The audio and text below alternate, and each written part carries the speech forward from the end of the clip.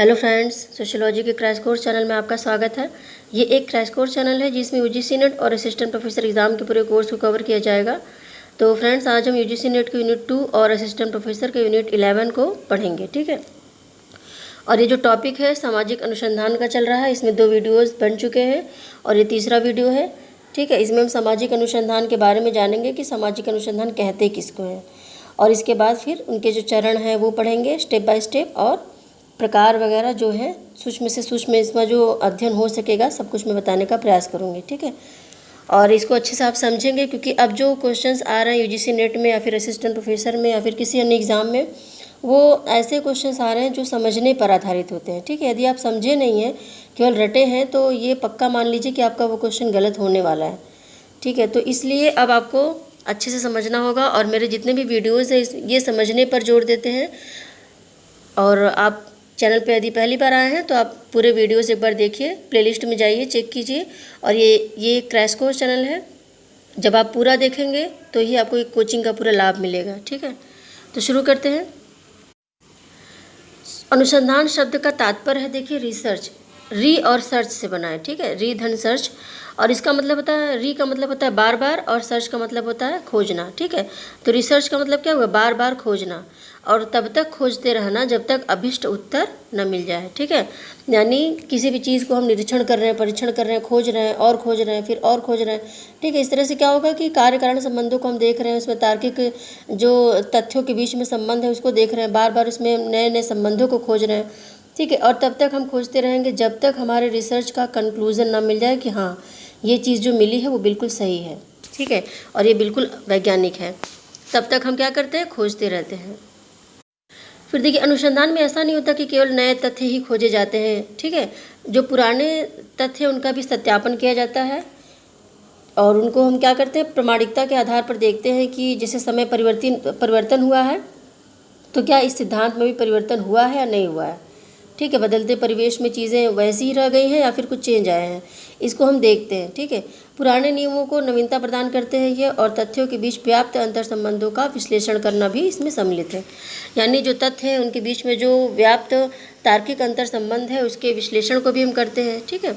इस तरह से क्या होता है कि अनुसंधान में जो पुराने तथ्य हैं उनको भी हम खोजते हैं, और नई चीज़ों को भी खोजते हैं, और जो पहले से सिद्धांत बन चुके हैं उनका सत्यापन भी करते हैं, ठीक है। तो नवीनता और प्राचीनता दोनों के बीच में इसमें होता है संतुलन। परिभाषाएं देख लेते हैं, कुछ इसकी परिभाषाएं इंपॉर्टेंट है। व्हिटने ने कहा है कि समाजशास्त्रीय अनुसंधान में मानव समूह के संबंधों का अध्ययन होता है, यानी मानव समूह जो हैं उनके जो संबंध होते हैं उनका अध्ययन होता है, व्हिटने ने बोला है, ठीक है। ये परिभाषा है। फिर देखिए अगला, बोगार्डस के अनुसार एक साथ रहने वाले लोगों के जीवन में क्रियाशील अंतर्निहित प्रक्रियाओं की खोज ही सामाजिक अनुसंधान है, ठीक है। ये परिभाषा भी इम्पॉर्टेंट है। मोजर ने बोला है, सामाजिक घटनाओं एवं समस्याओं के संबंध में नवीन ज्ञान प्राप्त करने के लिए की गई व्यवस्थित खोज को हम सामाजिक अनुसंधान कहते हैं, ठीक है। यानी नवीन जो ज्ञान प्राप्त है उसको करना है, उसके लिए हम क्या करते हैं, व्यवस्थित जो खोज करते हैं। व्यवस्थित खोज का मतलब क्या, वैज्ञानिक खोज, ठीक है। वैज्ञानिक खोज जो हम करते हैं तो सामाजिक अनुसंधान होता है वो। फिर देखिए, सामाजिक अनुसंधान की कुछ विशेषताएं हैं। कौन कौन सी विशेषताएं हैं। सामाजिक अनुसंधान सामाजिक संबंधों व घटनाओं की व्याख्या करता है, ठीक है। यानी अनुसंधान का मतलब क्या है, विज्ञान और टेक्नोलॉजी में जो अनुसंधान हो रहे हैं, जो लैब में हो रहे हैं, जो कोई भी साइंस है जिसमें हो रहा है, ठीक है, वो तो अनुसंधान हो गया। लेकिन जब सामाजिक शब्द लग गया तो इसमें है सामाजिक संबंध आ जाएंगे, व्यक्तियों के बीच में जो भावनाएं हैं वो सब आ जाएंगी, उनके बीच में जो संबंध है उसको हम जानने का प्रयास करते हैं। सामाजिक अनुसंधान सामाजिक संबंधों के बारे में नए तथ्यों की खोज करता है। यानी सामाजिक अनुसंधान जो है उसका जो मेन थीम है जिसके आधार पर वो अध्ययन करता है वो क्या है, वो सामाजिक संबंध है। सामाजिक संबंध में वो नई नई चीज़ें खोजता है, ठीक है। चूँकि उसका दायरा वही है तो उसमें वो नई नई चीज़ें खोजता है। सामाजिक अनुसंधान प्राचीन तथ्यों में सुधार करता है, यानी जो पहले से हो चुका है रिसर्च उसमें वो सुधार करता है कि नहीं पहले ऐसा था लेकिन अब ऐसा है, या फिर उस रिसर्च में कुछ चीज़ें छूट गई हों तो इस रिसर्च में कोई अच्छा व्यक्ति यदि जो ज़्यादा जीनियस है वो अच्छे से रिसर्च कर रहा है पूरे वैज्ञानिक विधियों के द्वारा, तो वो और भी चीज़ें देता है उसमें, ठीक है। तो उसमें क्या होता है, प्राचीन तथ्यों में सुधार होता है। फिर देखिए, सामाजिक अनुसंधान जो होता है ये कार्यकारण संबंधों की खोज करता है। यानी कोई घटना घटी, क्यों घटी, कौन से तथ्य थे, इन सब चीज़ों के बीच में कार्य कारण संबंधों की बात करता है। ठीक है। परिकल्पना का परीक्षण करता है, यानी जब हम मैंने कल के वीडियो में आपको बताया था कि जब हम रिसर्च शुरू करते हैं तो हम पहले कल्पना कर लेते हैं कि इसका ये कारण रहा होगा। ठीक है। और उसी परिकल्पना की हम परीक्षण करते हैं पूरे रिसर्च में कि वास्तव में ये सही था या नहीं था। ठीक है। यदि सही निकलता है तो हम रिसर्च में उसको रखते हैं, उस परिकल्पना को नहीं सही होता है तो हम परिकल्पना को चेंज कर देते हैं। ठीक है। फिर देखिए, सामाजिक अनुसंधान में वैज्ञानिक अनुसंधान प्रणाली का उपयोग होता है, यानी जो सोशल रिसर्च होता है इसमें वैज्ञानिक विधियों का प्रयोग होता है, जो अवलोकन, साक्षात्कार पद्धतियाँ, ये सब पद्धतियाँ। ठीक है। तो इसमें क्या होता है, सभी में उपयोग होता है, क्योंकि ये वैज्ञानिक पद्धति है और सोशल रिसर्च में भी वैज्ञानिक पद्धति का यूज़ हो रहा है। सांख्यिकी विश्लेषण भी होता है, जैसे मान लीजिए कोई एरिया है, उस एरिया में कितने लोग बीमार हैं, कितने स्वस्थ हैं, कितने लोग कौन सी बीमारी के शिकार हैं। ठीक है। कितने लोग जो है ज़्यादा वृद्ध हो चुके हैं, तो इस तरह से हम सांख्यिकी विश्लेषण करते हैं। ठीक है। सामाजिक अनुसंधान के उद्देश्य, देखिए दो उद्देश्य होते हैं, दो प्रकार के, एक होता है सैद्धांतिक उद्देश्य, दूसरा होता है व्यवहारिक उद्देश्य। ठीक है। तो सैद्धांतिक उद्देश्य का जो तात्पर्य है, इसका जो मेन उद्देश्य होता है वो है ज्ञान में वृद्धि करना। ठीक है। यानी मानव ज्ञान की जिज्ञासा को शांत करना। तो यदि एग्जाम में आता है कि शोध का सैद्धांतिक उद्देश्य क्या होता है, तो उसमें 3-4 ऑप्शन रहेंगे, तो आप ज्ञान में वृद्धि ही लगाइएगा। ठीक है, वो सही हो जाएगा।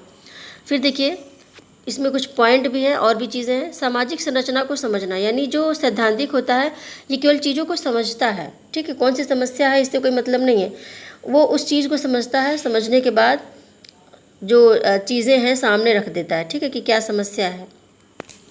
सामाजिक संरचना को समझता है अच्छे से। ठीक है। फिर सामाजिक घटनाओं के बीच प्रकारात्मक संबंधों का पता लगाता है, यानी कार्य कारण संबंधों को जानना चाहता है कि ये घटना घटी तो क्यों घटी, क्या क्या कारण थे, कौन कौन से फैक्टर्स थे। ठीक है। फिर देखिए, कोई घटना जिन नियमों के तहत घटित हुई, इन नियमों की खोज करना, यानी कोई भी घटना घटी हुई है तो क्यों घटी है, कौन से नियम थे, कौन से फैक्टर्स इसके पीछे काम कर रहे हैं। ठीक है।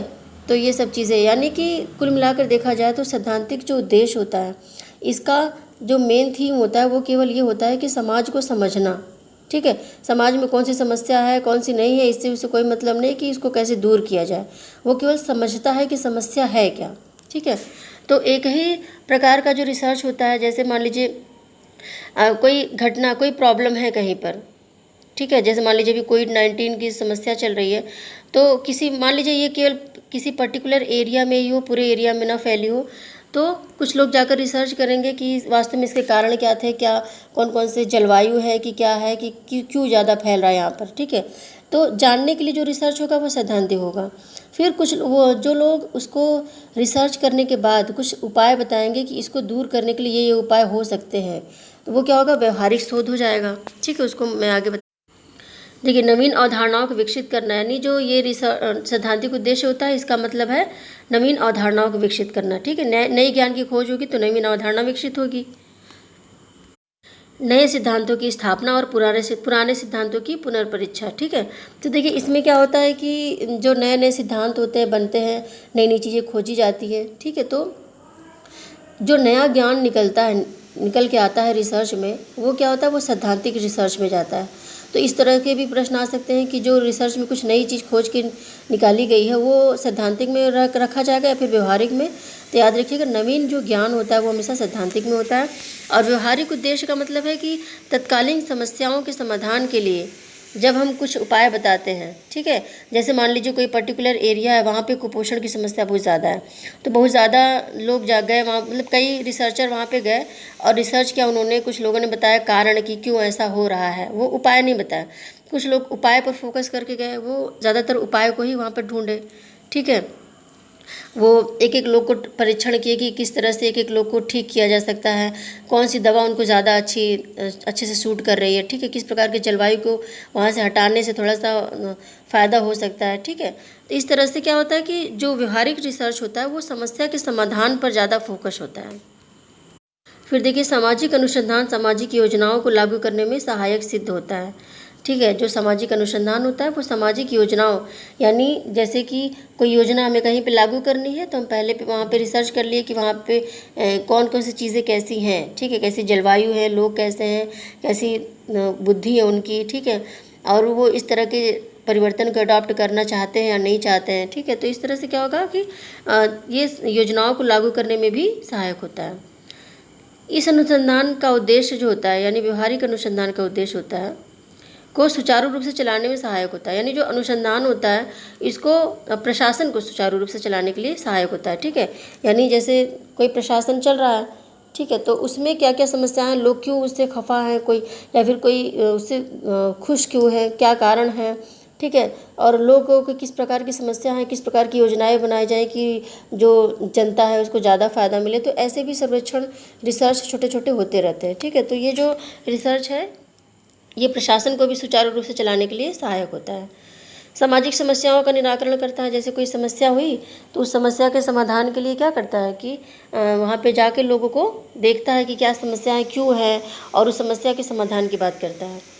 किसी समस्या के समाधान के लिए जो सबसे उपयुक्त विकल्प होता है, ठीक है, उसको सामाजिक अनुसंधान उस विकल्प के रूप में प्रयुक्त करता है। यानी व्यक्ति जब गहराई से जाकर अध्ययन करता है, कोई रिसर्चर यदि गहराई से अध्ययन कर रहा है तो वो सबसे अच्छा जो विकल्प होगा वही बताएगा ना। यानी जब बहुत से रिसर्च को वो बहुत से विकल्प को वो पहले से टेस्टेड कर चुका होगा, टेस्ट करने के बाद वो देख लेगा कि हाँ इसमें से ये विकल्प सबसे अच्छा है। तो काफ़ी इसमें मेहनत लगती है, काफ़ी वैज्ञानिक पद्धतियों का यूज़ होता है। तो रिसर्च का एक ये भी फ़ायदा होता है कि हमेशा उपयुक्त विकल्प मिलता है किसी समस्या के समाधान के लिए। सामाजिक अनुसंधान का महत्व या फिर उपयोगिता, ठीक है, कौन कौन सी उपयोगिता है देख लेते हैं। अज्ञानता की समाप्ति, यानी जो रिसर्च है, सोशल रिसर्च, इसमें अज्ञानता की समाप्ति होती है। यानी जो हमारा अज्ञान है वो समाप्त होता है, नई नई चीज़ें निकल कर आती है, व्यक्ति ज़्यादा ज्ञानी होता है, ठीक है, और उसको क्या मिलता है, कुछ नई चीज़ सीखने को मिलती है, ठीक है। तो अज्ञानता हमारी समाप्त होती है। मान लीजिए हमने किसी टॉपिक पे रिसर्च किया, उस टॉपिक के बारे में हमारी अज्ञानता क्या हुई, समाप्त हो गई, ठीक है। फिर देखिए नवीन ज्ञान की प्राप्ति होती है। अनुसंधान में हमेशा नई चीज़ निकल के आती है, हम कई चीज़ें खोजते हैं, तथ्यों को कोरिलेट करते हैं, कई सालों तक हम उसी में लगे रहते हैं, ठीक है। तो नई ज्ञान की प्राप्ति हमको होती है, ठीक है, वो हमारे लिए काफ़ी लाभदायक होता है, सोसाइटी के लिए काफ़ी लाभदायक होता है। समाज कल्याण में सहायक, तो जो सामाजिक अनुसंधान होता है ये हमेशा समाज के कल्याण के लिए सहायक होता है। जैसे मान लीजिए कोई समस्या है, उस समस्या के समाधान के लिए हमने रिसर्च किया और उस रिसर्च के द्वारा समस्या के समाधान में काफ़ी हेल्प मिली, तो क्या हुआ, उसमें कल्याण में काफ़ी वृद्धि हुई, समाज में ही कल्याण हुआ ना, इस तरह से। फिर सामाजिक समस्याओं को हल करने में सहायक, तो जो रिसर्च होता है ये समाज की जो समस्याएं हैं उनको हल करने में सहायक होता है कि ये समस्या क्यों है, इसके क्या क्या कारण हो सकते हैं, क्या इसके अच्छे से उपाय क्या हो सकते हैं, ठीक है। तो कई रिसर्चर होते हैं तो इस तरह से बताते हैं, तो समस्याओं को हल करने में भी सहायक होता है। सामाजिक परिवर्तन की दिशा को समझने में सहायक, यानी जो पहले से रिसर्च हो चुके हैं उसमें क्या चेंज आए हैं, ठीक है, यानी जो समय परिवर्तन हुआ है उससे सिद्धांतों में क्या क्या परिवर्तन हुए हैं, जो रिसर्च पहले हो चुके हैं उनमें क्या संशोधन होना चाहिए, इन सारी चीज़ों को ये बताता है कि सामाजिक परिवर्तन की दिशा जो है वो इस तरफ है, इसलिए आगे की जो रिसर्च है वो हमको इस तरफ मोड़ना चाहिए, ठीक है। तो ये चीज़ें बताता है। फिर देखिए सामाजिक नियंत्रण में भी सहायक होता है, यानी जो रिसर्च होता है उससे हम सामाजिक नियंत्रण कर सकते हैं। जो समस्या कहीं पर उत्पन्न हुई है वो समस्या किसी और एरिया में ना उत्पन्न हो पाए, इसको हम पहले से ही क्या कर सकते हैं, नियंत्रित कर सकते हैं, क्योंकि इस पर रिसर्च हो चुके हैं, इस पर सब कुछ जानते हैं हम, ठीक है। प्रशासन और समाज सुधार में सहायक, ये मैंने आपको बताया था कि प्रशासन और समाज सुधार में भी सहायक होता है, क्योंकि जो रिसर्च होते हैं तत्कालिक समस्याओं के समाधान के लिए भी किए जाते हैं, तो पहले से ही चीज़ें पता होती है, जनता क्या चाहती है, ठीक है। छोटे मोटे जो सर्वे होते हैं इससे काफ़ी हेल्प मिलती है। भविष्यवाणी करने में सहायक, जो पुराने रिसर्च हो चुके हैं उसके आधार पर हम आगे की भविष्यवाणी कर सकते हैं, ठीक है। जैसे मान लीजिए कोई एरिया है वहाँ पे बहुत ज़्यादा कुपोषण की समस्या थी और वहाँ पे सरकार ने कुछ स्कीमें, जो रिसर्चर हैं उनके कहने पर, कुछ उनके उपाय बताने पर सरकार ने उन उपायों को क्या किया, लागू किया, और वहाँ पे धीरे धीरे कुपोषण की समस्या समाप्त हो गई। तो फिर किसी और जगह पर जब कुपोषण की समस्या होगी तो उसी तरह से कोई दूसरे उपाय लागू किए जाएंगे और ये माना जाएगा कि हाँ यहाँ पे भी कुपोषण सही समय पे ख़त्म हो जाएगा, ठीक है। तो भविष्यवाणी भी की जा सकती है। ओके फ्रेंड्स, तो रिसर्च को स्टेप बाय स्टेप और भी अच्छे से पढ़ेंगे, ठीक है, क्योंकि अभी रिसर्च के चरण हैं, रिसर्च के प्रकार हैं और भी जो बारीकियां हैं उसको भी समझेंगे, लेकिन पहले धीरे धीरे आप जो कॉन्सेप्ट है उसको समझते रहिए तो आप अच्छे से पढ़ सकते हैं, ठीक है। तो मिलते हैं फिर अगले वीडियो में, तब तक के लिए बाय।